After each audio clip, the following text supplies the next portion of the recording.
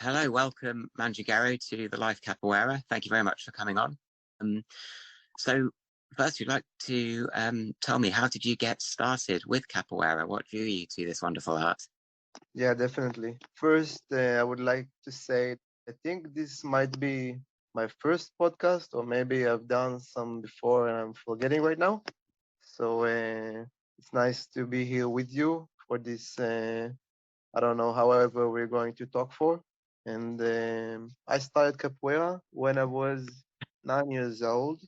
I used to play the video game, the Sony PlayStation game called Tekken 3. And there was this character called Eddie Gordo. That Yes. was my favorite player. And I used to choose it all the time, me and my brother as well. Um, at that time, it was 2002, if I'm not mistaken. Capoeira was very popular in Israel.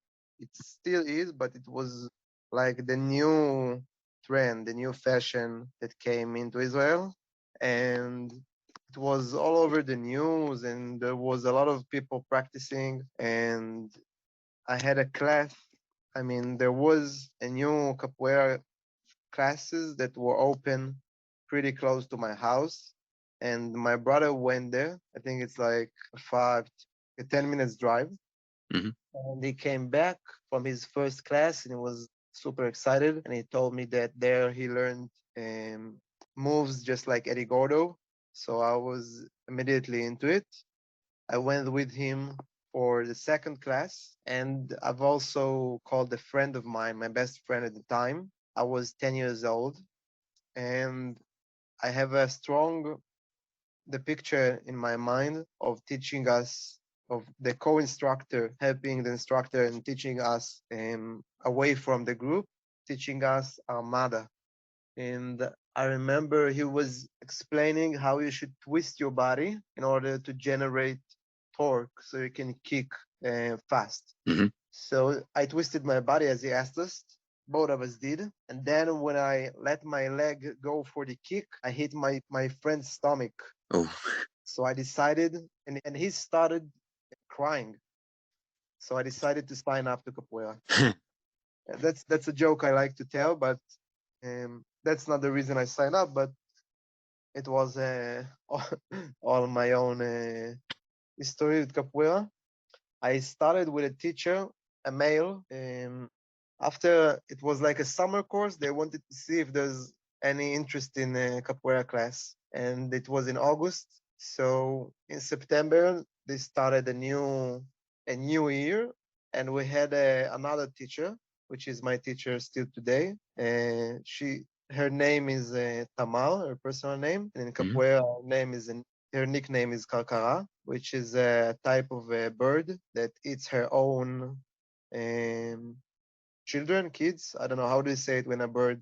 It's a bird kid, It's cannibalistic. like their own Yeah. chicks. Yeah, cannibalistic. So I've been training with her since then, and at a certain point, after I've been training with her for about 8 years, I think, and I went through the instructor course led by Mestre Dan, her teacher. Hmm. And then she took me aside and she told me she think I should train with Idan more often, with Mestre Idan. So I did. So I had about another, I guess, 7 years or 8 years from 17 to 25, maybe, or 24, that I trained regularly with Mestre Dan, sometimes 4 or 5 days a week. And that was a huge period. I mean, I had a lot of learning. I learned a lot from him during this period Hmm. because I got to spend a lot of time with him, and he's he's really not saying been, but it's still today is a role model for me. Um, and I've got to spend with him time also outside of the class time. I got to drive with him to, I've joined him in his workshops, or I got to help him, co-assist him in his teaching, and maybe just playing samba or having a barbecue and having just time to get to know the person more than what he teaches. I think that's one of the things I like about capoeira as well is that social element that you get with your instructors and fellow students, and things like the sort of driving and barbecues and so on, those social events. I think it helps with the art, and obviously capoeira I think is more than just the moves and the music. There's a lot of stuff to it, and I think that social side is a fantastic part as well. So what have you learned from being a capoeira teacher? I know myself as a teacher that teaches me a lot. What sort of lessons has it given you? Mm. I've been teaching since 2008. I was teaching first for my teacher, mostly kids. Later on, I got to open my own classes, which was in another village nearby. Mm-hmm. Later on, I moved to where I teach now, in a city called Judas Stone, Even Yehuda. Mm-hmm. And there I've been teaching for the last 10 years. Other than that, my teacher, my first teacher, Master Tamar, she decided to stop teaching wherever she's been teaching when I started for the last 16 years, and she passed on her job to me. So Wow. currently I have these two locations, these two capoeira centers that I teach in and that I have my staff teaches in. And we have another, we have classes also in a village nearby. Here where I live, it's like we call it a valley because it's like a lot of villages um, under one uh, district. Maybe is the right word. I don't Mm-hmm. know. It's a hard question. What has capoeira been teaching me? What did I learn as a capoeira teacher? I think for me, it's as a teacher, it gives you a deeper appreciation of the moves and thinking about what you're doing with your body. And I think when you very first start with something like capoeira, initially you have to be pointing in the right direction of where to put your hands and your feet and your legs and so on. And then it becomes second nature.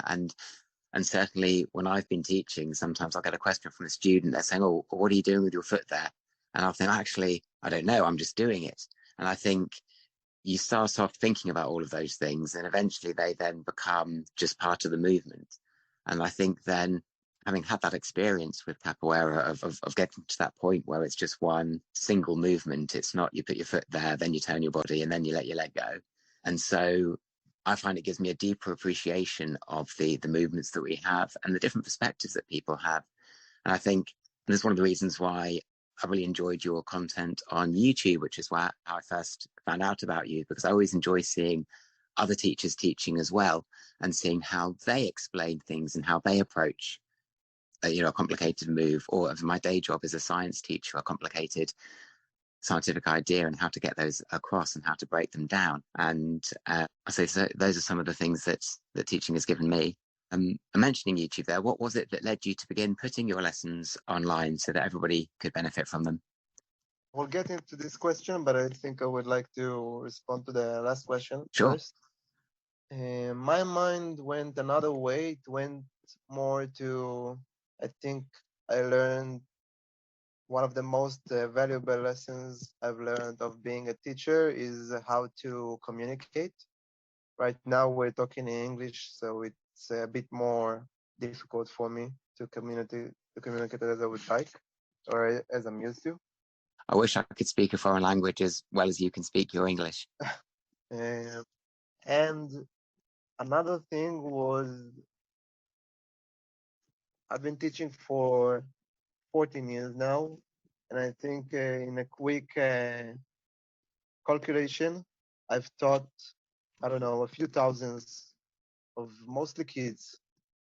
And I think I've really, um, I don't know what's the right word.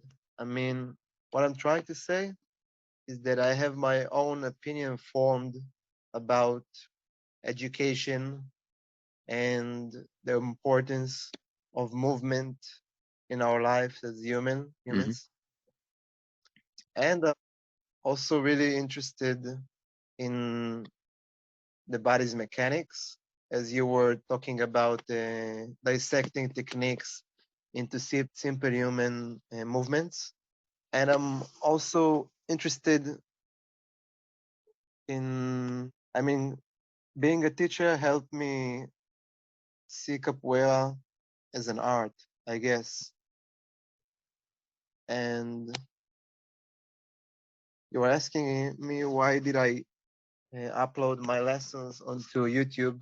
So the sentence that I go with, that I tell myself, that's been in my mind for all this time, is that capoeira has given me so much, and I want to give something back.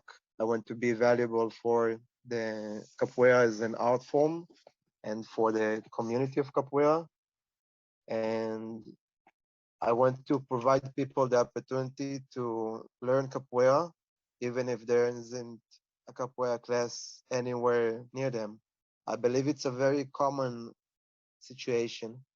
Yeah, I agree with you. The sort of the capoeira subreddit and the Discord server I'm on frequently have people coming on saying that they, in a particular place, but there's no capoeira nearby, and talk about sort of learning online. And I think obviously it's really good that you have these really well resourced lessons and lesson plans out there, because as well as the YouTube tutorials, obviously you've started having sort of comprehensive lessons and packages that go through not just an individual move, but a whole module, basically, your Miyagino course, for example. I know that you've just released your new lesson pack. Would you like to talk about that?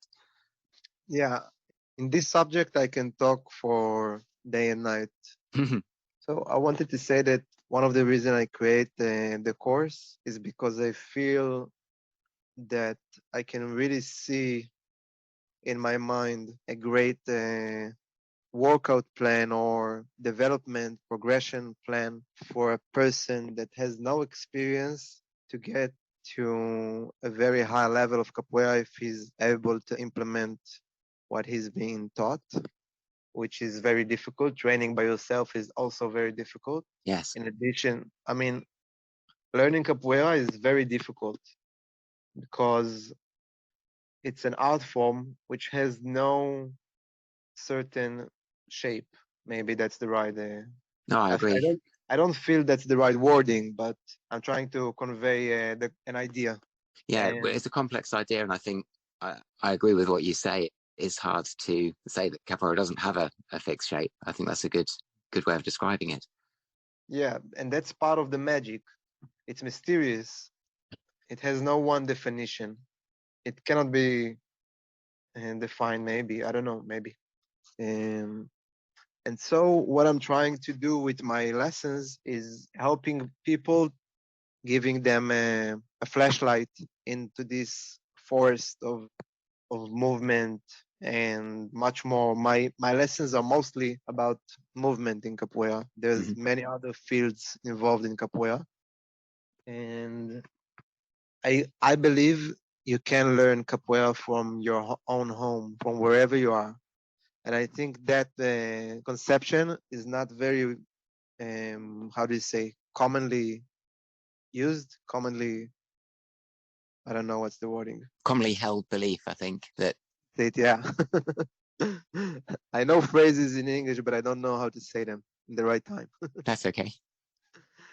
So I would love to be a messenger with this message because I believe it can impact people's life in a very significant way, similar to how I was impacted in my life with capoeira, by capoeira. And by me doing this, I also learn, and I want capoeira to have a documented, um, how should I say it? A documented capoeira training plan. Mm-hmm. I think if we'll have these kind of stuff, our sport and our art will develop more. Develop. I'm again, I feel missing the word. It sounds like you're saying that by having a record, a document of how to do these moves, not just written down, but also visually with the videos, that actually it will help capoeira to develop, because more people will be able to access it and dip their toes into the water of capoeira, and then maybe if they like it, take the full plunge. That, and also people that are already into capoeira will have a knowledge base they can go to.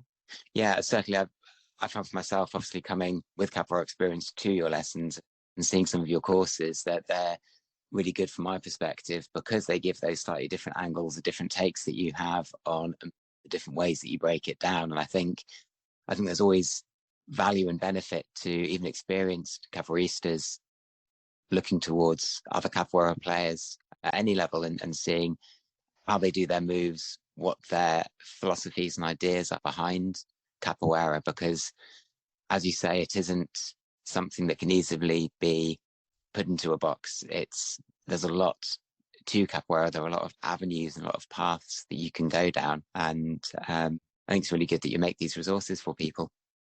Thank you. Another thing I've been thinking is I cannot grasp that we've been having amazing capoeiristas, amazing artists, amazing athletes, amazing teachers, and they're gone. I mean, for any kind of reason, and all that's left of them is the peoples that they have encountered, memories of them, and we don't get to enjoy. Maybe they left some CDs, which is definitely not some sort of a knowledge source we can learn of. Now that I'm saying that, I'm actually understanding that that's why our music today is where it is. It's mostly based on the past music recordings that we have. Mm-hmm. So in capoeira, we don't have as much as we do we don't have past sources in video as much as we have in audio. I guess. Yeah. I think so. I'm not sure, but I think so. I think I don't know if Especially you've read the in- Little Capoeira book by Nestor Capoeira, because if it's not that, it's one of his others, but he's written about his sort of lesson plans and how he's structured and taught his lessons. And I think we do have some of those glimpses of the past, like Mestre Bimba's sequences, and people writing about how he taught. But it'd be interesting if we could go back, to the 1800s and see how capoeira looked then. I bet it would be very different. Definitely. I love capoeira books. I really like Mestre Nestor's books, and it has affected me a lot. And maybe today's books are videos. That's more the media which we communicate. For example, in Jiu-Jitsu, there's infinite amount of instructional videos, courses that you can take from all of the best athletes and all of the best teachers. And it just seems to me reasonable that we can enjoy the same benefits that the jiu-jitsu world is enjoying by having a lot of people creating instructional content, mostly premium, which is taught out and combines all their years of experience. When I say premium, I mean like a course, Yeah, or CD. I mean an album, a music album. I was saying, I think it was Nestor that wrote that capoeiristas shouldn't give away everything that they have for free. And I think, obviously, in modern society, there's a lot of expectation that things online should be free, but also I think that obviously instructors like yourself do need remuneration for the effort that goes into creating courses like you do. And I think it'll be interesting to see how these ideas evolve, because I think the arms will lie in a bit of a mix of both, with things like your YouTube channel where you've got a lot of really good content which anyone can access, and then obviously if they want to take it further, they can then invest in the courses that you've created. Yeah, in YouTube you can find a lot of great videos. I mean, I'm not talking just about capoeira. I mean any field. Um, but whenever you try and pay the premium price for content that's not available for everyone, only then you get the chance to understand how it's different. Mm. Also, I have a dream, a goal to have a platform where I can also showcase others people's courses and training processes.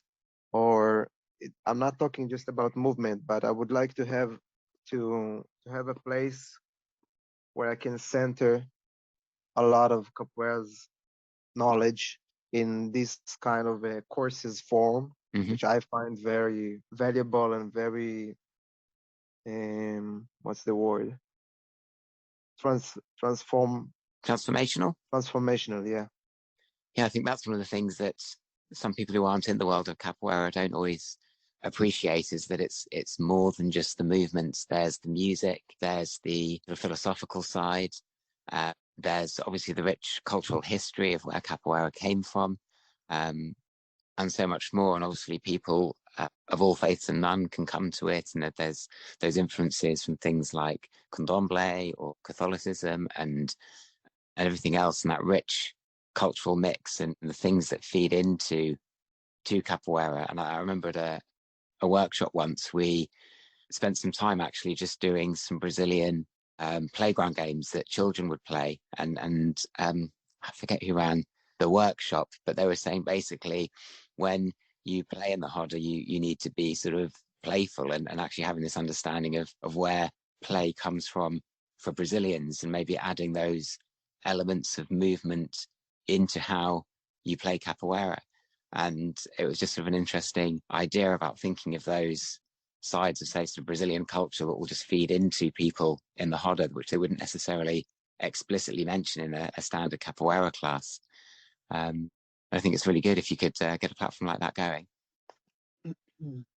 What I'm hearing of what you're saying is how valuable was a certain workshop for you, and that made me think, why shouldn't people have the option and the ability to experience similar experience to what you've had from anywhere they are? I mean, I don't know. I'm probably not going to encounter the person who you had this workshop with. But what if I could? If I could just go online and have the same class and have him teach the same class he taught in the workshop through a video. And also, there's another benefit for having people teach online courses. I mean, premium content is it helps them make a living, and by that they can research deeper and immerse themselves more into capoeira as a capoeira teacher, which comes back to the community and giving them more quality content to learn, to consume. It's very holistic. The community, the people who are learning capoeira or interested in learning capoeira, are giving back to the teacher, and the teacher is giving back to the students. It's nice, isn't it? It is. It's very nice. I think that's how things should be. It's always sort of cyclical, both sort of the giving and the taking, and how things flow. Yeah, it's like a community of people helping a person, an artist creating his art and helping him be able and enjoying his art. Well, now seems like a good time. Would you like to talk a bit about the latest course that you're offering and how our listeners might be able to access that? Yeah, definitely. And the takedowns and fight technique course, I think, is the 5th course I've created. It all started when I was about 14 or 15, and I went to help in another group's show. So first we had a show, and I knew there's going to be a Hoda after the show. And me and my friends, we were about 4 or 5 teenagers, went to help them, and and stayed for the Hoda. So at the show, one of the guys from the other group, for some reason, I don't know why, usually in shows we have more open and more presentable game, which is usually more acrobatics and not so competitive, Hmm. unless it's a takedown presentation or something like that. Usually you talk that ahead with your partner. And I kicked a Mialua, and he tried to go for a Banda. I don't remember what was before that situation, but I remember things were getting heated up. And when he went for the Banda, I transformed my Mialua into Chizoa, which it took him down directly on his back, and he gasped for air. And after that show, we had the Hoda, and in the Hoda, another guy from his group played with me. There's this game, you can find it on YouTube. It's called Mandingueiro and Cogomelo. And there, this guy, we play. And at a certain point, I make him pretty, I don't know, I kicked Melody French. He tried to go for a banda. Then I jumped and I used my Melody French leg to push him off. And he lost his balance, push him off his one leg because he was standing, was trying to do banda at the same time. So he fell, and when he came back with a really aggressive kick, and he kicked my face while I had both of my hands on the ground as I was finishing up Hole. After that kick, he keeps on attacking several times in a period of a second. I go for a cartwheel, and he kicks my head while I'm in the cartwheel. Then I understand that this situation is not going anywhere, and I Mm. go out of the circle. I go out of the Hora, and I come back and I shake his hand. I'm not sure why I shake his hand, kind of probably a habit.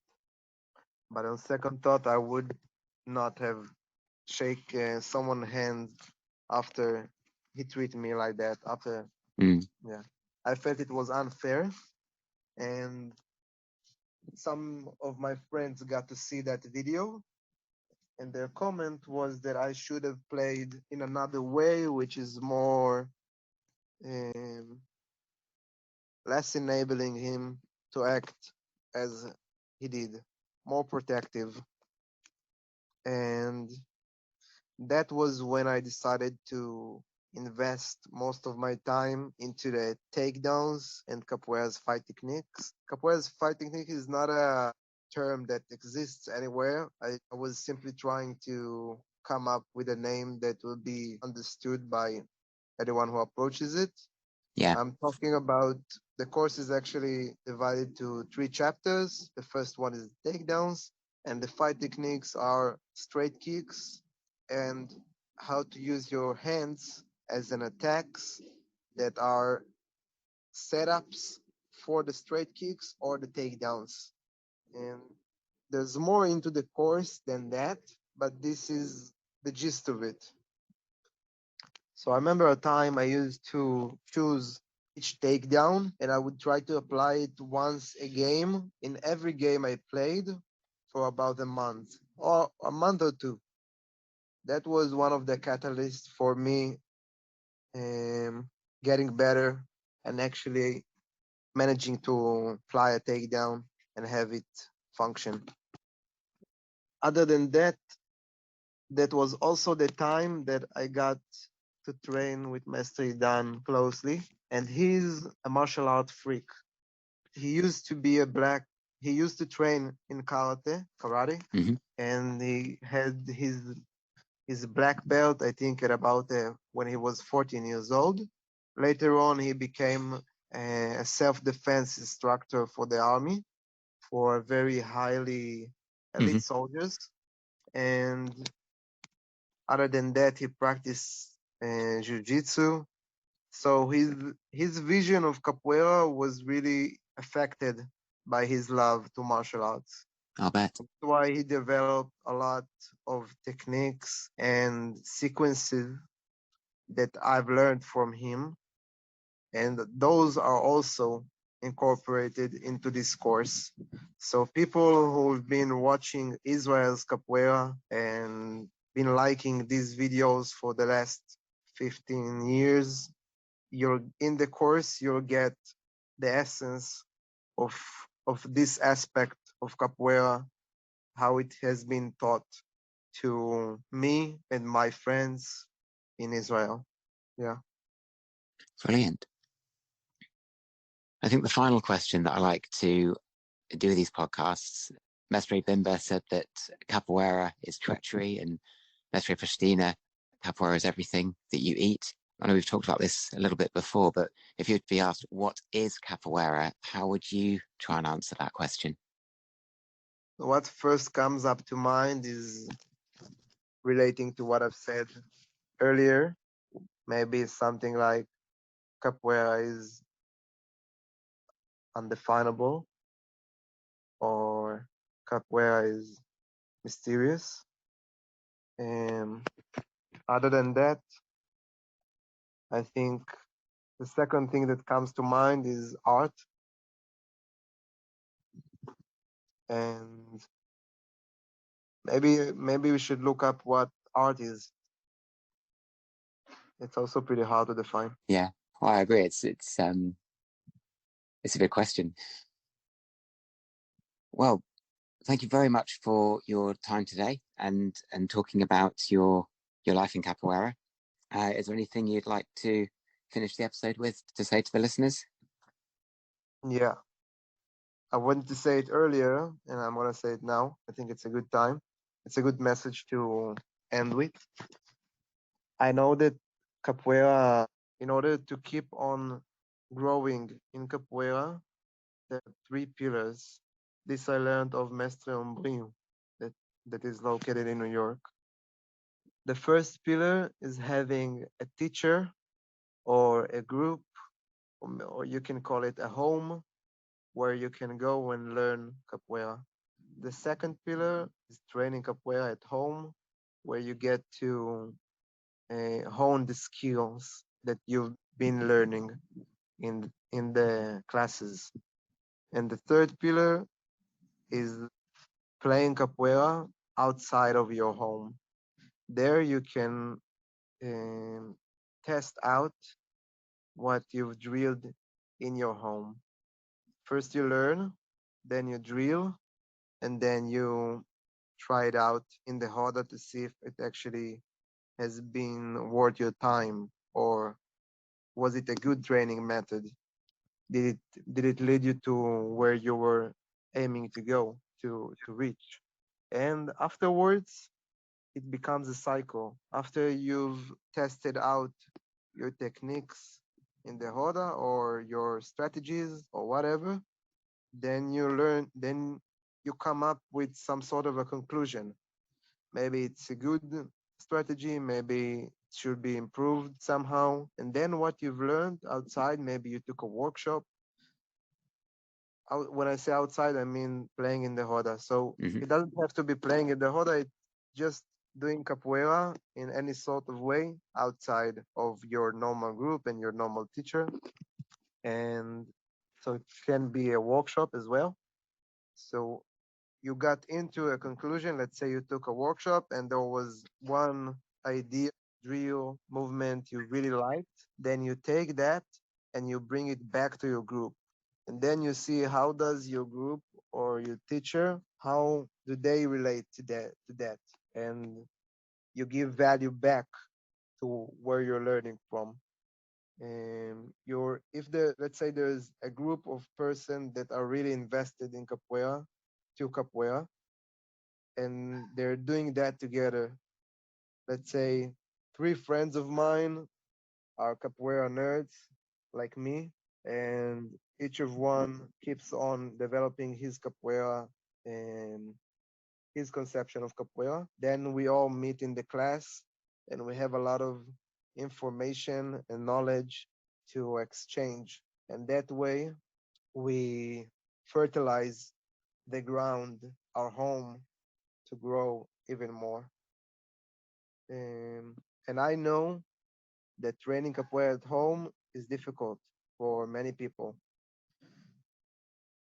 And what I'm trying to do, one of my goals is to help people understand the importance of training at home and assist them with content, workout plans, instructional videos, because I believe if you'll be able to develop a habit where you train at home, you'll get to see how impactful it is and how impactful capoeira is in your life. I mean, you'll be able to experience more of what capoeira has to offer because it will become an everyday thing for you. It will become your second nature. It's more like a battery where when you charge it with more information, experience, training, you'll get recharged in your love for capoeira and mentally, physically, emotionally. I've been learning psychotherapy, uh, physio physical psychotherapy for the last 2 years. And through these learnings, I got to see the impact that movement has on us mentally, emotionally, through our physical.